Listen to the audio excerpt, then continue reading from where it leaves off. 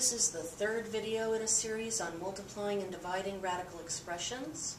This video is to help you learn how to rationalize the denominator. For our first problem, we're going to do the square root of 3 over the square root of 2.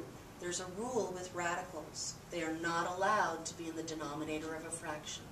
Remember, D for down. No radicals in the downstairs. So in order to clear that radical in the denominator, I need to multiply it by itself. But remember, whatever you do to one part of a fraction, you do to another.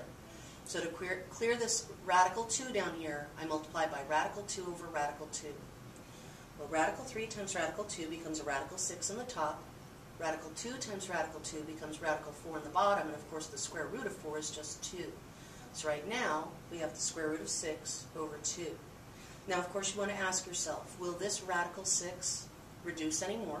And it will not. So we're done. Let's start with the problem, the square root of 8 over the square root of 3. This time it's the square root of 3 in the denominator that's not allowed to be there. So remember, we have to multiply both the bottom and the top by the radical 3. The square root of 8 times the square root of 3 becomes the square root of 24. The square root of 3 times the square root of 3 becomes a radical 9. The square root of 9, of course, is just 3.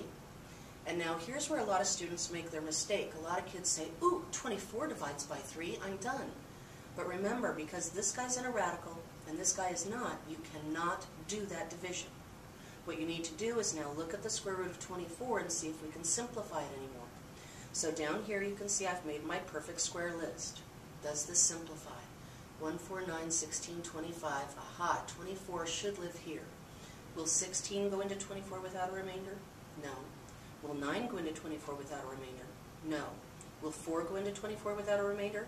Yes, it will, 6 times. So the square root of 24 becomes the square root of 4 times the square root of 6. The square root of 4 is, of course, 2. Here's the square root of 6. But don't forget, this was over our denominator of 3. Now the last thing is I'm going to check. Will 2/3 reduce nicely? No, it will not. So I am finally done. The answer is 2 radical 6 over 3. Now let's try it with variables. So we're starting with the problem, the square root of 6 over the square root of 3x. Just like before, it doesn't matter that there's a variable in there. I need to multiply both the top and the bottom by the square root of 3x in order to clear that radical. 6 times 3x becomes 18x. So we have the square root of 18x.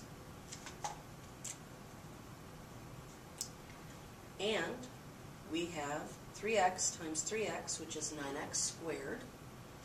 So we have 3x in the denominator. Don't forget that x there. Notice I had. And we need to ask ourselves now, will our 18x simplify? Now, of course, the 18 will. 18 divides by 9 2 times. Look, here's my list, and I went through again. 16 does not go into 18, but 9 does twice. Don't forget that we still had that square root of x hanging out on the end. So in here I have the square root of x, and so in here I'm going to have the square root of x. Okay? So this became 3 radical 2, square root of x also. So 3 square root of 2x over 3x from here. These 3's cancel each other out, and that's why it's the square root of 2x over x. Looks like I need to do a better job editing myself. So now we have 6 problems for you to try. I have the square root of 15 over the square root of 2. For number 2, it's the square root of 32 over the square root of 8. For number 3, it's the square root of 12 over 8 square root of 3. Number 4 is the square root of 24 over the square root of 3x.